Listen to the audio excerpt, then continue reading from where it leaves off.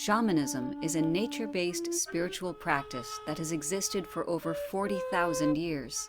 Shamanic journeying, an essential part of shamanism, is a deeply personal spiritual practice that involves moving into a meditative state with the guidance of rhythmic drumming. Within this state, you communicate with your known compassionate helping spirits for the purpose of healing and guidance. Introduction to Shamanic Journeying teaches how to find and work with your helping spirits and how you can incorporate Shamanic Journeying into any existing spiritual practice.